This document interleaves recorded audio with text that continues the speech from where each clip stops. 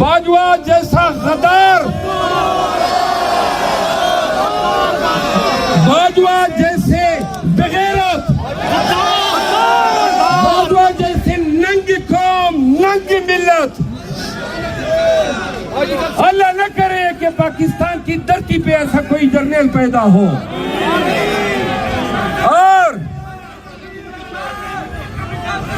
और इस बाजवा ने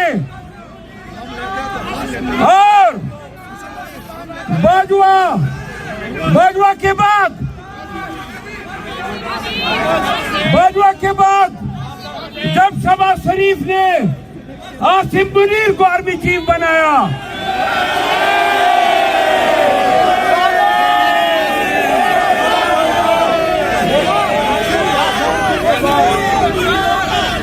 तो सुनो, बाजवा की पॉलिसियों का, बाजवा के ज़ुल्म का तसलसल जो है वो आसिम मुनीर ने जारी रखा हुआ है कि कभी मुंसिफ के लिबासे में काजी फैजी साहब भी आएगा।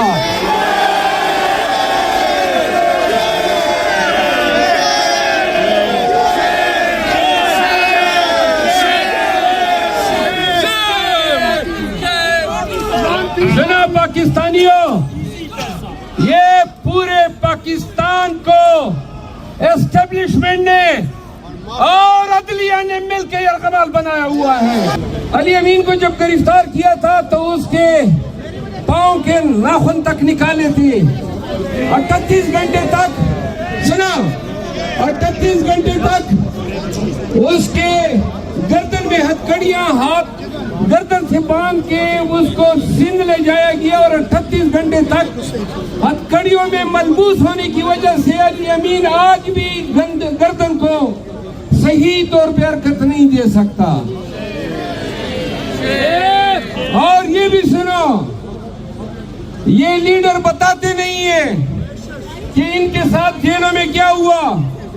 ये शाहरियार अफरीदी जो चीख के कह रहे, मैं आपको बताता हूं, जेलों में, जेल के अंदर से इनको बुलाया जाता था, जबरदस्ती से फौजी में ले जाया जाता था और हर एक लीडर की इंसानियत की ऐसी पामाली की है कि ये नंगा करना या नंगा किया जाना ये तो बहुत ही मामूली सा काम है। ये मुल्क जो एक आईन रखता है और जिनके इदारों को ये आवाम अपने टैक्स के पैसे से पालती आई है, इसका इतना घिनौना और इसका इतना बदनुमा चेहरा भी हो सकता है। आप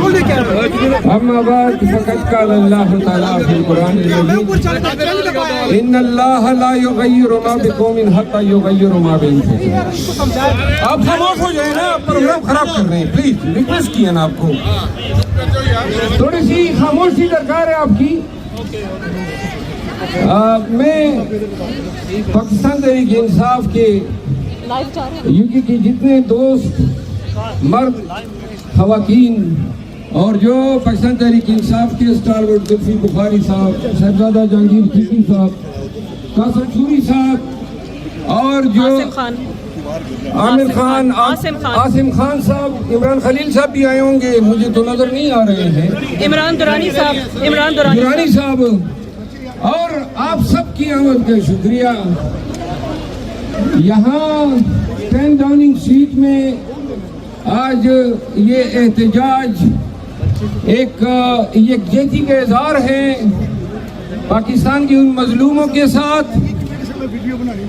पाकिस्तान तहरीक इंसाफ की उन मजलूमों के साथ और उन तमाम पाकिस्तानियों के साथ जिनके बुनियादी हकूक गुज़िश्ता 2 सालों से रियासत पाकिस्तान की माँ पे इतनी बुरी तरह से पामाल हो रहे हैं और रियासत को इक़्तिदार के हसूल के लिए एक ऐसा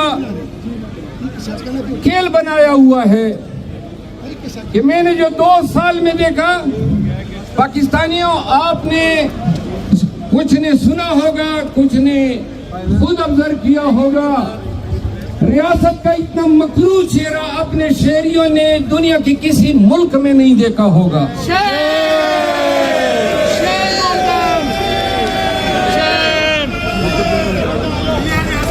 ये अगवा भरा बयान पाकिस्तानियों की घरों में आए रोज घुसना, पीटीआई के खवातीन और बच्चों को जिक पहुंचाना, लीडरशिप को उनके आले खाना के नाम पे ब्लैकमेल करना और गिरफ्तारी के बाद सुनो, आप लोग जरा खामोश हो जाए प्लीज, मोहतरम जरा खामोश हो जाए। जितनी लीडरशिप गिरफ्तार हुई तकरीबन पूरी लीडरशिप की वकालत की है, और जितने हमारे लीडर गए हैं जेलों में, सुनो, अली अमीन को जब गिरफ्तार किया था,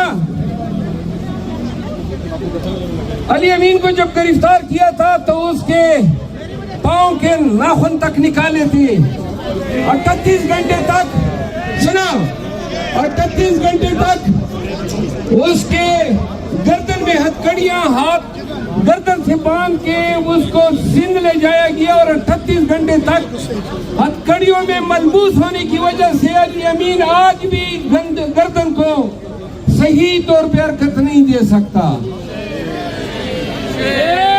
और ये भी सुनो, ये लीडर बताते नहीं है कि इनके साथ जेलों में क्या हुआ।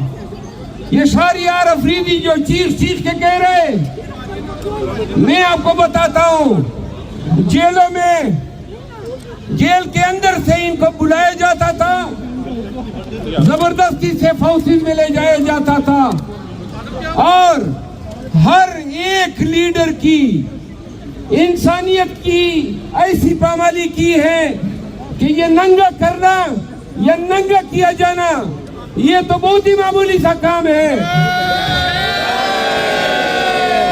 ये नहीं बताते हैं अपने हया और शर्म की वजह से, लेकिन अपने वकील से कुछ भी नहीं छुपाते थे। हमें इल्म होता था कि क्या क्या बीत रही है। जो लीडर छोड़ के चले गए, उनकी वीडियोस इस्तेमाल हुई या उनकी करप्शन की फाइलें जो हैं उनके सामने रखी गई, लेकिन बहुत सारी लीडरशिप के लिए उनकी बीवी, उनकी बेटियों को बतौर हथियार इस्तेमाल किया गया।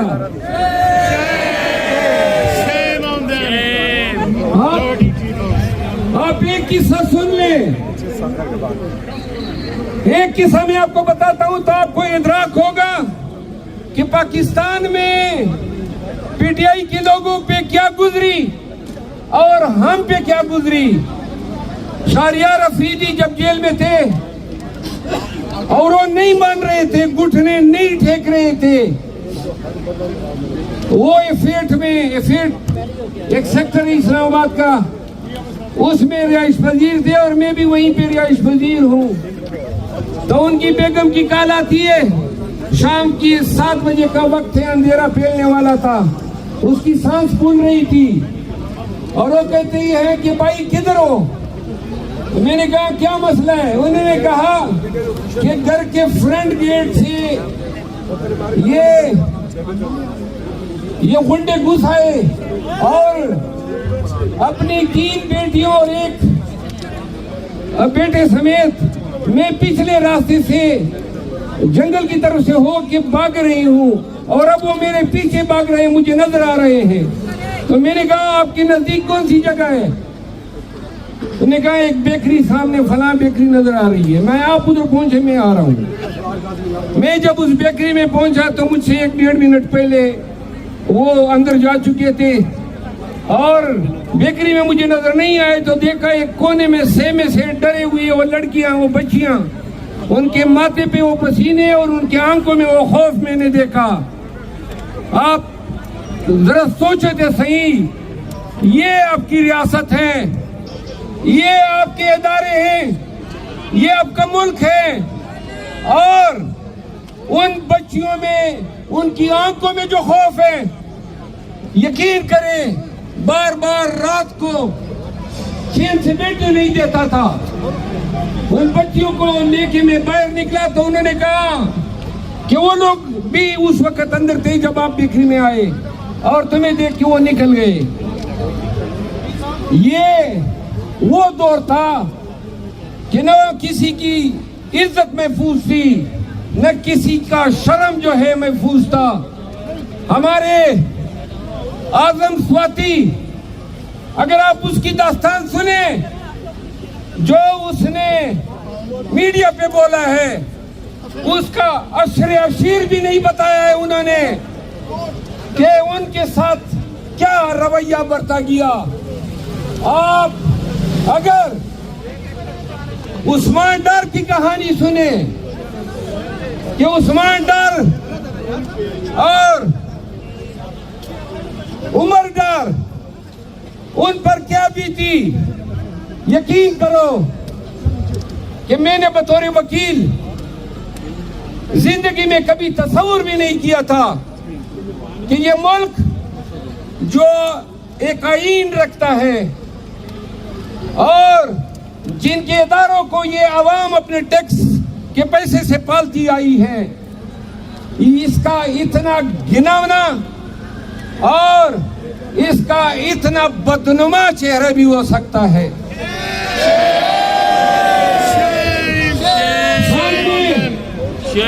खान ने अक्टूबर 2022 में बताया था जब लंदन प्लान हुआ कि पहले ये नवाज शरीफ को लाएंगे, वीडियो आप अभी भी देख सकते हैं, और फिर वो उनको लाने से कबल मुझे गिरफ्तार करेंगे।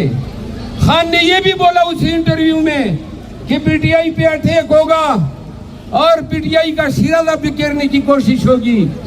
खान ने यह भी बताया था कि इलेक्शन भी होंगे और इलेक्शन हम जीतेंगे, और खान ने यह भी बताया था कि वो हमारे जीत को शिकस्त में भी तब्दील करने की कोशिश करेंगे। ये वीडियो आप जरूर देखें। जब लंदन प्लान होता है, ये बाजवा ने जो किया,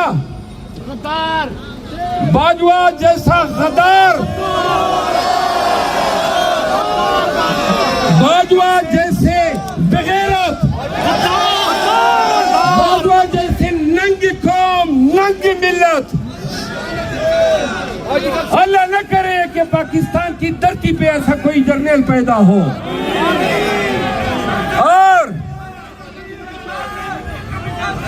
और इस बाजवा ने और बाजवा के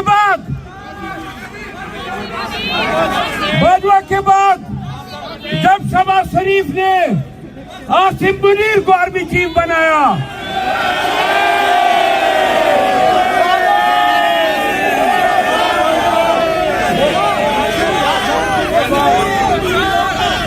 तो सुनो, बाजवा की पॉलिसियों का, बाजवा के जुल्म का तसलसल जो है वो आसिम मुनीर ने जारी रखा हुआ है।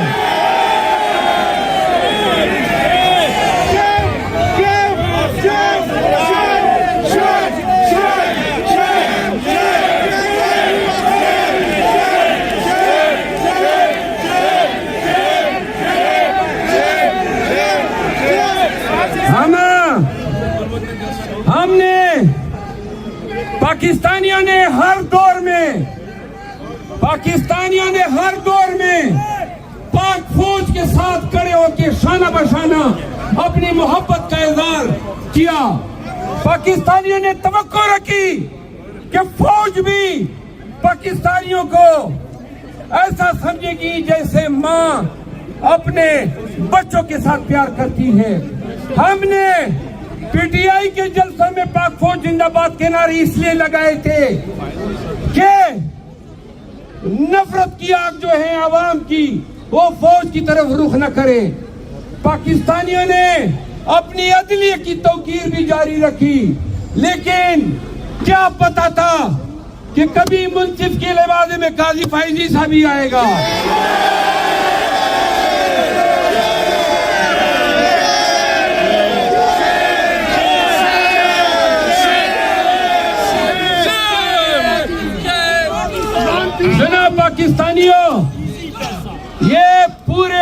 पाकिस्तान को एस्टेब्लिशमेंट ने और अदलिया ने मिलकर यरगमाल बनाया हुआ है। और सिर्फ एक बात मैं आखिर में कहना चाहता हूं, 25 करोड़ अवाम एक दफा, सिर्फ एक दफा ये फैसला करो कि ये जो वर्दी पोस्ट हमारे खुद साख्ता हुक्मरान बने हुए हैं, जो पाकिस्तान को 76 साल से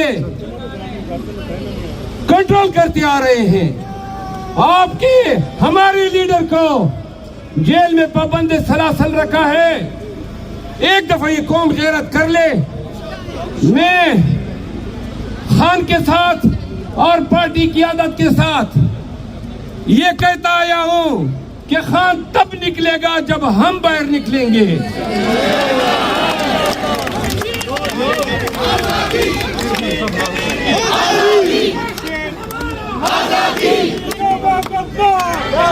अगर पाकिस्तानियों खान की रिहाई चाहते हो, अपने साथ होने वाले बर्बरियत का इंतकाम चाहते हो, पाकिस्तान की धरती पे एहतराम आदमियत देखना चाहते हो, तो फिर आप लोगों ने निकलना होगा।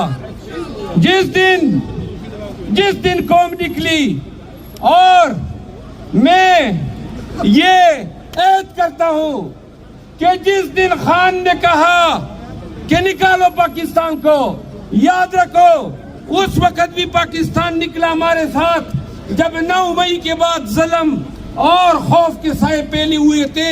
हजारों नहीं लाखों पाकिस्तानी मेरे साथ निकले।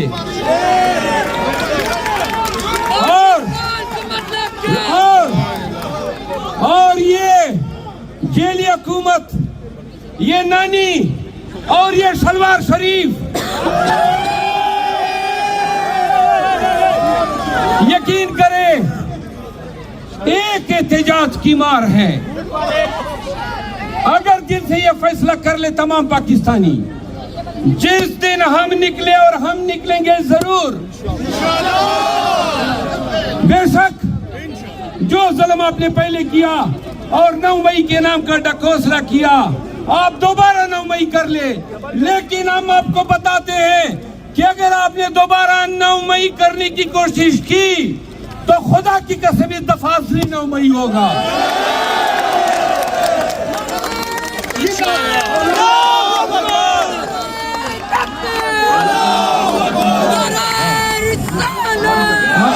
और बस याद रखो पाकिस्तानियों, याद रखो एक दफा जो है ये जिंदगी जो हम जी रहे हैं पाकिस्तान में, इससे घटिया और बेगैरत जिंदगी कोई हो ही नहीं सकती है। और बेहतर है कि हम दलेर और बहादुर की तरह जान दे दें अपने एहतराम की रिकवरी के लिए, अपने हकूक की रिकवरी के लिए।